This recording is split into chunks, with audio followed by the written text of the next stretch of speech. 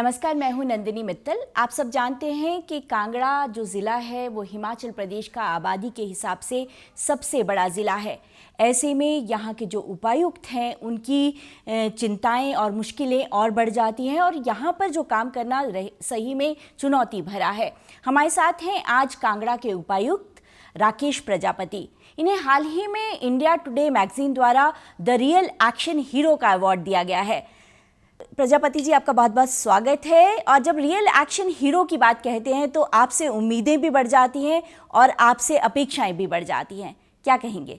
देखिए, जो real action hero है वो मैं नहीं हूँ, मेरी पूरी टीम है, जिसमें हेल्थ डिपार्टमेंट है, जिसमें पुलिस डिपार्टमेंट है, प्रशासन के अन्य लोग हैं और जो ग्राउंड पे काम करने वाले लोग हैं, खास करके आंगनवाड़ी, आशा वर्कर्स और हमारे पंचायत के प्रधान, सभी लोग मिलजुल कर इस लड़ाई में शामिल हैं। और यही वजह है कि जिला कांगड़ा में, जैसा कि आपने बताया, कि ये पूरे हिमाचल का 1/4 है पॉपुलेशन के हिसाब से देखा जाए, और आंकड़े जिस प्रकार से आए हैं कोरोना के वो अभी तक 7 हैं। तो जो स्थिति बनी हुई है वो इसलिए बनी हुई है कि एक बहुत अच्छा टीम है कांगड़ा में और बहुत अच्छा काम कर रही है। प्रजापति जी, एक और सवाल, जब पहला मामला आया कांगड़ा में उस समय आपका पहला रिएक्शन क्या था? हालांकि पूरे देश में कोरोना को लेकर अलग अलग बातें चल रही थी, कोई वैक्सीनेशन नहीं था, ये किस तरह से बढ़ेगा इसका पता नहीं था। जब पहला मामला आया तो पहला रिएक्शन आपका जानना चाहूँगी। थोड़ा सा इसके लिए आपको टाइमलाइन देना चाहता हूँ, क्योंकि हमारे यहाँ पर 12 मार्च को इंडिया और साउथ अफ्रीका का मैच होना प्रस्तावित था।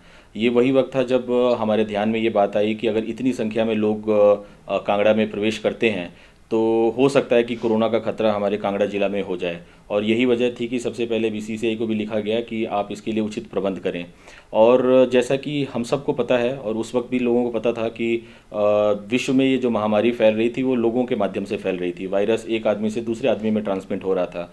तो जो पहला रिएक्शन प्रशासन की तरफ से यही था कि क्यों ना हमारे जो बॉर्डर्स हैं उनको सील किया जाए और जो ट्रांसपोर्ट के माध्यम हैं, खास करके ट्रेन और हमारे जो एरोप्लेन्स हैं जिसके माध्यम से बाहर के लोग आ रहे हैं, क्यों ना इनको बंद किया जाए और धारा 144 लगाकर कोशिश की जाए कि मिनिमम लोगों का आना जाना हो, ताकि जो हमारे पास इंटरनल पॉपुलेशन है उसको बचाया जा सके। और जो लोग बाहर से आ रहे हैं अगर वो कंट्रोल्ड तरीके से आते हैं तो उनको भी आइसोलेट किया जा सके, क्वारंटाइन किया जा सके। और यही वजह है कि जैसे ही ये मैच, वैसे तो ये बारिश की वजह से मैच रद्द हो गया था, लेकिन उसके बाद फिर हमारी पूरी टीम बैठी, पुलिस, हेल्थ और हम सब लोग बैठे और हमने डिसाइड किया कि धारा 144 लगाते हैं। और साथ ही साथ जो हमारे पूजा के स्थल हैं, चाहे मंदिर, गुरुद्वारे या मस्जिद जो भी हैं, उनको बंद किया जाए और जो फ्लाइट्स का आवागमन है धर्मशाला एयरपोर्ट पे उसको भी रोका जाए। तो जो एहतियाती कदम थे वो विश्व में जो पूरी हालात सभी जगह जो बनी हुई थी उसको देखते हुए लिए गए थे। प्रजापति जी, अगर हम बात करें तो आपका ज़िला एक ऐसा ज़िला था जहां लॉकडाउन का पालन बहुत ही कड़ाई से करवाया गया। ऐसे में जो गांव के लोग हैं या फिर कुछ ऐसे लोग हैं जिनका हमेशा आपत्ति रहती है कि प्रशासन इतनी सख्ती क्यों कर रही है जब कोरोना हिमाचल प्रदेश में इतना ज़्यादा नहीं फैला है, क्या ऐसी कोई समस्या आपके सामने आई? देखिए, इनिशियली तो सब लोग रेजिस्ट करते हैं क्योंकि अचानक से पूरी दुनिया बदल गई और पिछले 2 महीनों से हम जो देख रहे हैं वो अनप्रेसिडेंटेड है। ऐसा कई लोगों के जीवन में कभी हुआ ही नहीं। और जब हमने शुरुआत में ये लॉकडाउन लगाया और नेशनल लॉकडाउन और अपना कर्फ्यू जो जनता कर्फ्यू था उससे पहले हमने जब लगाया तो लोगों का सीधा प्रश्न ये था कि क्यों, अब जब हमारे हिमाचल में इस तरह के केसेस नहीं है, क्योंकि हमने जो कर्फ्यू लगाया था वो 18 तारीख को, 18 मार्च को लगाया था और जो पहला केस है 19 मार्च को हमारे पास आया था। तो लोगों का स्वाभाविक प्रश्न था कि इसकी ज़रूरत है कि नहीं है।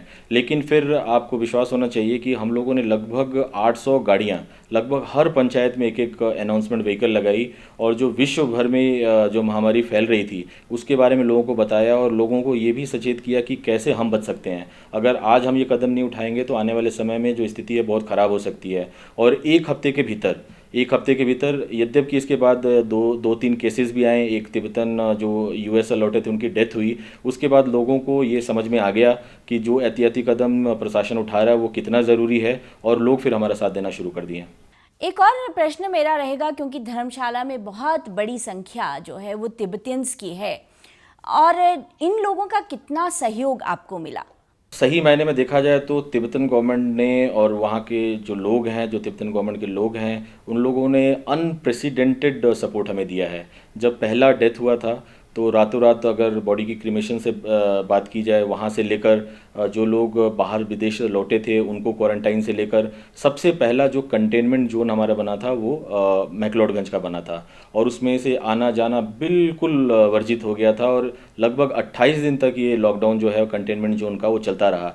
ऐसे में जो CTA है, जो तिब्बतन गवर्नमेंट है हमारी यहाँ पर, उन्होंने बहुत सपोर्ट किया, और लॉकडाउन को फॉलो करने के लिए उन्होंने अपने जो उनके गवर्नमेंट के लोग हैं उनको घर घर भेजा, और कोशिश की कोई घर से बाहर नहीं ना निकले। और अगर आप नतीजे देखें तो उस डेथ के बाद कोई भी पॉजिटिव केस जो तिब्बतन पॉपुलेशन में वो नहीं आया।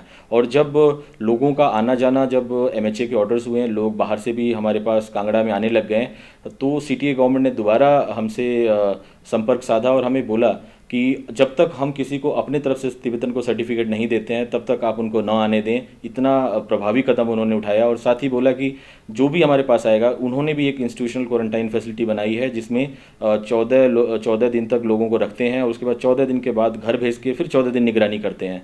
तो ऐसे में देखा जाए तो उनका जो रोल रहा है इस पूरे लड़ाई में वो बड़ा अहम रहा है, और हर प्रकार का सपोर्ट हमें मिला है। और साथ ही साथ जो वहाँ की गवर्नमेंट है, उन्होंने हमारा जो कोरोना रिलीफ फंड है, चाहे CM रिलीफ फंड है या PM रिलीफ फंड है, उसमें वित्तीय सहयोग भी काफ़ी दिया है। बहुत अच्छी बात आपने बताई कि तिब्बतियन की जो निर्वासित सरकार है उसका बहुत अच्छा सहयोग आपको मिला है, और यही कारण है कि जहाँ पर अपने लोग दबाव बना रहे हैं, हिमाचल में आने के लिए दबाव बना रहे हैं, वहाँ पर उन्होंने इतना अच्छा फैसला लिया है। एक और बात आपसे जानना चाहूँगी, जब शुरुआती तौर पर राज्य सरकार ने ये कहा कि जो भी अपने घर पे लौटना चाहे तो वो लौट सकता है, तो सबसे पहला प्रेस नोट आपके प्रशासन की ओर आया कि 25,000 लोग जो हैं वो हिमाचल प्रदेश कांगड़ा ज़िले में आ चुके हैं। इतनी बड़ी जनसंख्या का कांगड़ा में आना कितनी बड़ी चुनौती मानते हैं? देखिए, चुनौती तो है, लेकिन आप ये मान के चलें, जब ये वायरस हमारे बीच में आ गया है, इंसानों में आ गया है, तो आने वाले कई वर्षों तक ये हमारे बीच में रहने वाला है, और एक आदमी से दूसरे आदमी में ट्रांसमिट होने वाला है। जब तक कि कोई वैक्सीन या कोई दवाई का इजाद नहीं हो जाता है, तब तक ये समस्या बनी रहेगी, और ये हज़ारों साल तक बनी रहेगी। ये वायरस कभी इंसान से अब वापस नहीं जाने वाला है। ऐसे में अगर ये फैसला लिया गया कि लोगों को हमें वापस बुलाना है, तो चाहे वो अप्रैल के एंड में आए या मई के एंड में आए, अगले महीने आए या अगले साल आए, जब भी आते हैं तो ये समस्या आनी ही आनी थी। और हम इस बात को मानकर चल रहे थे, जब लोग बाहर से आएंगे तो बहुत सारे लोग संक्रमित भी आएंगे, और उसके लिए हमें पूरी तैयारी रखनी है। आपको विश्वास होना चाहिए कि जब 24 मार्च को लॉकडाउन लगा था, उस ड्यूरेशन में 20 मार्च से लेकर 24 मार्च के आसपास लगभग 20,000 लोग, जिसमें से 2,000 तो फॉरेन रिटर्न थे और 18,000 लोग इंडिया से रिटर्न थे, वो हमारे पास वापस आए थे, और उनका भी हमने 28 दिन तक मॉनिटरिंग की थी। और अगर आप ध्यान से इस पे देखें तो सिर्फ जिला कांगड़ा में उसके बाद 2 ही केसेस इन 20,000 की पॉपुलेशन में निकली थी। लेकिन ये एक्सपीरियंस होने के बाद हमारा जो कॉन्फिडेंस था काफ़ी हाई था, टीम का कॉन्फिडेंस बहुत हाई था कि अगर हमारे पास 50,000 भी लोग आ जाते हैं तो हम वो जो चुनौती आने वाली है उससे लड़ने के लिए तैयार थे। और अब जब कि लगभग 42,000 लोग आ चुके हैं और आने वाले एक हफ्ते में ये जो आंकड़ा है लगभग 50,000 पहुँच जाएगा, ऐसे में हम पूरी तरह से तैयार हैं, प्रशासन पूरी तरह से तैयार है, और हमने 2 पैरेलल सिस्टम ऑफ सर्वेलेंस रखा है, एक हेल्थ डिपार्टमेंट की तरफ से और एक प्रशासन की तरफ से। और प्रशासन की तरफ से जो सर्वेलेंस सिस्टम रखा हुआ है वो 3 टियर सिस्टम है, तो चाहे वो पंचायत के स्तर से हो या ब्लॉक के स्तर से हो या हमारे हेडक्वार्टर के स्तर से हो। तो जो तैयारी है पिछले एक्सपीरियंस के बाद बहुत अच्छी हो गई थी, और यही वजह है कि आने वाले समय में जो लोग भी हमारे पास आएंगे, हम जो भी अगर संक्रमित भी आते हैं तो हम उस चुनौती से लड़ने के लिए तैयार हैं, और ऐसे लोगों को जल्द से जल्द हम आइसोलेट करेंगे, पहले तो ट्रेस करेंगे, आइसोलेट करेंगे और पूरे समाज को सुरक्षित रखेंगे। जहां पूरा राज्य सरकार इस बात से परेशान है कि होम क्वारंटाइन का लोग पालन नहीं कर रहे हैं, वहां 50,000 लोगों के ऊपर किस तरह से आप निगरानी कर पा रहे हैं? क्या लोग सहयोग कर रहे हैं? क्या होम क्वारंटाइन के बारे में उनको जागरूक किया गया है? क्या कारण है कि प्रदेश की स्थिति और कांगड़ा जिले की स्थिति अलग अलग है? देखिए, इसमें घबराने वाली तो कोई बात नहीं है। मैं ऐसा मानता हूँ कि जब ज़िला बड़ा है, और ये जो ज़िला है पूरे हिमाचल प्रदेश का 1/4 है अगर पॉपुलेशन के हिसाब से देखा जाए, और जो सबसे ज़्यादा सर्विस क्लास है अगर किसी ज़िले से संबंध रखता है तो वो कांगड़ा ज़िला से रखता है। यहाँ से लोग छोटी छोटी नौकरियों से लेकर बड़ी नौकरियों के लिए बाहर जाते हैं, और अगर ध्यान से देखा जाए और गौर फरमाया जाए इस बात पे कि किस प्रकार से जो इकॉनमी है थोड़ी हमारी श्रिंक हुई है। बहुत सारे काम धंधे लोगों के बंद हो गए हैं, लोग स्ट्रैंडेड हैं, जॉब लॉस हुआ है और ऐसी स्थिति में उनका घर आना जब उचित है तो ऐसे में हम किसी को रोक नहीं सकते। और जबकि हमको एक्सपीरियंस है और जब हमारा पहला लॉकडाउन लगा था तो हमने 20,000 की पॉपुलेशन को हैंडल किया था जो मूव की थी कांगड़ा में। तो अब चूंकि एक्सपीरियंस हो जाने के बाद अब जब 50,000 लोग आ रहे हैं तो हमें पता है कि हमें किस प्रकार से हैंडल करना है। और आपको विश्वास मैं दिलाना चाहता हूं कि जो हमारी ग्राउंड लेवल पर हमारे पंचायत के प्रधान हैं, उप प्रधान हैं, वार्ड मेंबर्स हैं, जिस प्रकार से सर्वेलेंस वो आने वाले लोगों पे रख रहे हैं इसमें लगभग 99% हमें सफलता मिल रही है। छुटपुट एक दो अपवाद होते हैं, कहीं पर ऐसी सूचना जरूर आती है दिन में कि आज उन्होंने क्वारंटाइन को तोड़ा। ऐसे पे प्रशासन भी बहुत कड़ा संज्ञान ले रहा है। ऐसे लोगों के खिलाफ न सिर्फ हम FIRs वगैरह दर्ज कर रहे हैं बल्कि कई लोगों को हम इंस्टीट्यूशनल क्वारंटाइन में भी भेज रहे हैं। तो थोड़ा डर बनाने की भी ज़रूरत थी इस बात को लेकर और वो है भी समाज में, और यही वजह है कि लगभग 99% हमें काफ़ी सपोर्ट मिल रहा है। लॉकडाउन जो है लगभग सभी लोगों ने 45 दिन से ज़्यादा का लॉकडाउन देख लिया है। अब बहुत बड़ी चुनौती है हर अधिकारी के सामने, प्रशासन के सामने, राज्य सरकार के सामने कि किस तरह से ज़िंदगी को वापस पटरी पर लाया जाए। आपकी क्या तैयारी है? देखिए, जो अब जीवन आने वाले समय में होने वाला है उसमें जीवन शैली में हमें आमूलचूल परिवर्तन लाने की ज़रूरत होगी। जिस प्रकार से हम जीवन 2 महीना पहले जी रहे थे वो अब जीवन शायद आने वाले समय में नहीं होगा जब तक कि कोई वैक्सीन या कोई दवाई का इजाद नहीं होता है। ऐसे में हमारी जो जीवन शैली है उसमें किस प्रकार से बदलाव करें इस पे प्रशासन इस वक्त फोकस कर रहा है। हम मीडिया के माध्यम से, अपने सोशल हैंडल्स के माध्यम से या जहाँ पे भी कोई भी फोरम मुझे मिलता है या हमारी टीम को मिलता है, हम लोगों से यही बोलते हैं कि जो हेल्थ डिपार्टमेंट की एडवाइजरीज आ रही हैं, चाहे वो सोशल डिस्टेंसिंग को लेकर हो या अन्य किसी चीज़ को लेकर हो, खास करके हाथ धोने से लेकर लोगों से दूरी बनाने से लेकर ये सारी बातों का अगर हम ध्यान रखते हैं तो आने वाले वक्त में हम अपने आप को सुरक्षित रख पाएंगे। हम दुकानदारों को समझा रहे हैं, छोटे मोटे जो बिजनेसेस हैं उनको समझा रहे हैं कि कैसे हम जब कोई भी कार्य कर रहे हैं तो सोशल डिस्टेंसिंग कितनी इंपॉर्टेंट है। हमारे बहुत सारे वर्क्स शुरू हो गए हैं, बहुत सारी इंडस्ट्रीज़ हमारी शुरू हो गई हैं। ऐसे में लोगों को क्या एहतियाती कदम लेना चाहिए अब उस पर फोकस कर रहे हैं। अब जैसे कि आप देख रहे हैं कि अब शॉप्स के बाहर भीड़ तो ज़रूर लगती है लेकिन सोशल डिस्टेंसिंग के नॉर्म्स को लोग फॉलो कर रहे हैं। लोगों के दिनचर्या में ये बात जाने लग गई है। और अगर आप देखें दुकानों के बाहर तो लोग गोले लगा रहे हैं, 1-1 मीटर पे लोग लाइनों में खड़े हो रहे हैं। और कभी हमको भारतवासियों को इस तरह से लाइन में खड़े होने की आदत नहीं थी, लेकिन इस कोरोना ने हमें इस चीज़ को सिखाया है और अगर हम इसको अपनाते हैं तो आने वाले समय में कोरोना से लड़ने के लिए बहुत कारगर साबित होगा। बिल्कुल, आपने सही कहा कि कोरोना जो है वो ज़िंदगी में इस तरह से, इस कोरोना के साथ ही ज़िंदगी आगे बढ़ानी पड़ेगी। हालांकि अब बहुत बड़ी चुनौती ये भी सामने है कि किस तरह से कोरोना के डर को दूर किया जा सके, क्योंकि पहले लॉकडाउन के दौरान हमने ये देखा कि लोग बहुत डर गए थे। इसके कारण बहुत सारी साइकोलॉजिकल प्रॉब्लम्स भी पैदा हो गई हैं। अगर हम बात करें घरेलू हिंसा की तो वो मामले बहुत बढ़ गए हैं। इस चुनौती को किस तरह से देखते हैं? जो अब प्रशासन का फोकस है वो ये है कि जिस प्रकार से कोरोना को लेकर एक स्टिग्मा लग रहा है लोगों के ऊपर, वो स्थिति न बने और आने वाले वक्त में लोग जब ठीक हो जाते हैं, कोरोना संक्रमित लोग ठीक हो जाते हैं तो उनको समाज में कैसे वापस लेकर जाया जाए और लोगों का उनको सहयोग मिले, इस पे अब फोकस है। जो सबसे पहला केस हमारा आया था वो लंज से संबंधित था। कांगड़ा जिला में एक लड़का था जो सिंगापुर से वापस आया था, उसको कोरोना हुआ था और जब वो कोरोना मुक्त होकर अपने घर लौटा तो सोशल स्टिग्मा ज़रूर उसको फेस करना पड़ा था। और जब ऐसी स्थिति मैंने देखी तो मैंने अपने टीम से बात की और वहाँ के जो लोकल SDM हैं उनको बुके के साथ उसके घर भेजा, उनसे हाथ मिलवाया ताकि लोगों पे एक मैसेज जाए कि जो कोरोना संक्रमित लोग हैं ज़रूर जब तक उनके अंदर संक्रमण है तब तक दूरी बनाने की ज़रूरत है, लेकिन उसके बाद वो भी हमारे तरह नॉर्मल है। अब हमें चाहिए कि जो ये इस तरह का स्टिग्मा लोगों पे लग रहा है उससे कैसे बचाया जाए। अब मैं बार बार हर फोरम में इस बात को बोल रहा हूँ कि हमें इससे डरने की ज़रूरत नहीं है, हमें इससे सचेत रहने की ज़रूरत है। और मैं बार बार इस बात पे लोगों का ध्यान ला रहा हूँ कि जो जानकारी है और अनुशासन, हमारे जीवन में जो अनुशासन है वही सिर्फ बचाव है। लोगों से जिनमें संक्रमण है उससे डरने की ज़रूरत नहीं है और लोगों को जो अपने लोग हैं उनको अपने से दूर करने की भी ज़रूरत नहीं है। तो एक बहुत बड़ा कैंपेन अब इस ज़िले में इस मई के महीने में ये भी चलने जा रहा है कि ऐसे संक्रमित लोगों को समाज से बाहर ना निकालने की बात हो और न ही उन पे सोशल स्टिग्मा लगे। इसके ऊपर हम काफ़ी बड़े पैमाने पर इस महीने प्रयास करने जा रहे हैं। राकेश प्रजापति जी, एक और बात आपसे पूछना चाहूँगी। बहुत ज़्यादा सोशल मीडिया पर ये बात उठ रही है और बहुत सारे लेख भी प्रकाशित हो रहे हैं, जिस तरह से हम क्वारंटाइन, जिन लोगों को होम क्वारंटाइन किया जा रहा है, उनके घर के बाहर एक पर्चा लगा दिया जाता है और जिसके कारण उन्हें समाज से कहीं अवहेलना का सामना करना पड़ रहा है, उपेक्षा का सामना करना पड़ रहा है।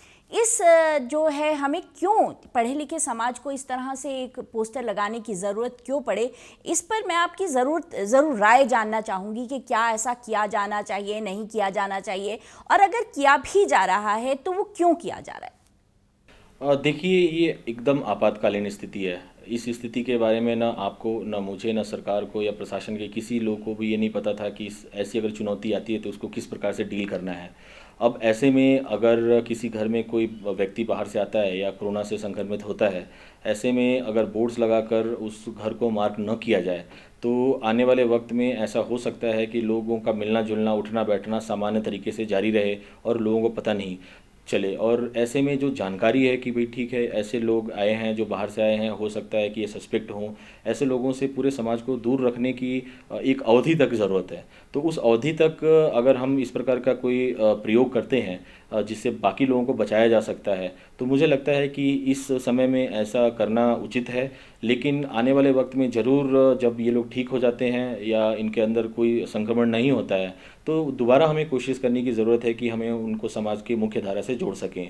तो एक ऐसी स्थिति पैदा ज़रूर हुई है जिसमें हमें अनोखे जो प्रयास हैं या प्रयोग हैं वो करने पड़ रहे हैं। लेकिन इसके अलावा अगर इस अवधि में देखा जाए तो और कोई भी सॉल्यूशन किसी को नज़र नहीं आया। अब आप देखें, जैसे दुकानों के बाहर हम मार्किंग लगाने की बात कर रहे हैं, एक ऐसा प्रयोग है जो अचानक से हमको सूझा है और आने वाले वक्त में हो सकता है कि और बेहतर हम सॉल्यूशन से इसको लेकर आ पाएँ। अब जैसे मान लीजिए कि एक आरोग्य सेतु ऐप है, उस ऐप के माध्यम से, लेकिन बहुत सारे लोग हैं जिसको अभी तक डाउनलोड नहीं कर पाए हैं। जैसे कांगड़ा जिला में लगभग 2.5 लाख लोगों ने डाउनलोड किया है, जबकि पॉपुलेशन हमारी 18 लाख की है। अगर सब लोग डाउनलोड कर लें तो हो सकता है कि हमें घरों के बाहर पोस्टर भी लगाने की ज़रूरत नहीं पड़ेगी। तो ज़रूर आने वाले समय में कुछ नए प्रयोग होंगे और हो सकता है इस ऐप के माध्यम से भी हम लोगों को सचेत कर पाएंगे और लोगों को आइसोलेट रख पाएंगे। तो जो समय हमको उस वक्त मिला था, उस समय में जो हम सोच सकते थे, उसके माध्यम से पूरे देश भर में इस तरह के प्रयोग किए गए। लेकिन आने वाले वक्त में जब हम बेहतर हमारे पास आइडियाज़ होंगे, बेहतर हमारे पास सॉल्यूशंस होंगे, तो हो सकता है कि इस तरह की स्थिति न पैदा हो। मेरा आखिरी सवाल आपसे ये है, हालांकि ये हमारा आखिरी इंटरव्यू नहीं होगा, जब कोरोना हमारे देश से निकल जाएगा या चला जाएगा तब भी मैं आपके अनुभव जानना चाहूँगी, लेकिन अगर हम 45 दिन के अनुभव को कुछ मिनटों में समेट कर आपसे जानना चाहें तो वो क्या थे, वो अनुभव क्या थे? अनप्रेसिडेंटेड। अब ऐसी स्थिति न तो किसी के जीवन में पहले आई होगी और न दोबारा आएगी। एक ऐसी स्थिति थी जिसमें हमने समाज का वो हर रूप को देखा है जो आमतौर पे आप अपने जीवन में नहीं देख सकते हैं। बुरा से बुरा रूप भी देखा है, अच्छा से अच्छा रूप देखा है। जो मानव की प्रवृत्ति है उसके जो दोनों छोर हैं, चाहे गलत हो या सही हो, वो दोनों छोर हमें देखने को मिले हैं। और आने वाले वक्त में आज से 20 साल बाद, 25 साल बाद या हो सकता है 50 साल के बाद लोग कोरोना के बारे में अपनी स्टोरी समझाएंगे, लोग बताएंगे। अब बहुत सारे लोगों को ऐसे अनुभव होंगे कि जिनको पासेज नहीं मिल पाए थे, जो स्ट्रैंडेड थे, वो किस प्रकार गाड़ियों में छुपते हुए, राशन की गाड़ियों में, सब्जी की गाड़ियों में, दूध की गाड़ियों में कैसे लोगों ने बॉर्डर्स क्रॉस किए और किस तरह से कोरोना के समय में जब उनकी नौकरी चली गई थी तो अपने आप को कैसे जीवित रखा। बहुत सारे लोगों के पास बहुत सारी स्टोरीज़ होंगी और ये वो वक्त है जो बहुत कुछ सिखाकर मानव जाति को जाने वाला है। अगर आप थोड़ा सा ध्यान दें तो जो धौलाधार था पंजाब के कई हिस्सों से नहीं दिखाई देता था, वो दिखने लग गया। यूपी के कई जिलों से माउंट एवरेस्ट नहीं दिखती थी, जो माउंट एवरेस्ट दिखने लग गया। तो ये जो जीवन में अमूलचूल परिवर्तन आया है, जो हमको देखने को मिला है, नदी नाले हमारे जो हैं अचानक अपने आप साफ़ हो गए। तो कहीं ना कहीं ये इंसान को ये कोरोना वायरस बहुत कुछ सिखा के जाने वाला है कि जिस प्रकार से हम प्रकृति का विनाश कर रहे हैं या फिर सदुपयोग नहीं कर पा रहे हैं, ऐसे अनुभवों के साथ ये कोरोना वायरस हमें छोड़कर जाएगा और आने वाले वक्त में इंसान को बैठ कर सोचना पड़ेगा कि हमसे क्या क्या गलतियाँ हो रही हैं। बहुत खूब राकेश प्रजापति जी, आपने बहुत अच्छी बात कही कि ये कोरोना जो महामारी है हमें बहुत कुछ सिखा कर जाएगी, किस तरह से प्रकृति की रक्षा करनी चाहिए, किस तरह से सोशल डिस्टेंस बनाना चाहिए, किस तरह से अनुशासन में रहना चाहिए और किस तरह से गरीब लोगों की मदद करनी चाहिए। आपने हमसे बातचीत की, आपका बहुत बहुत धन्यवाद। नमस्कार।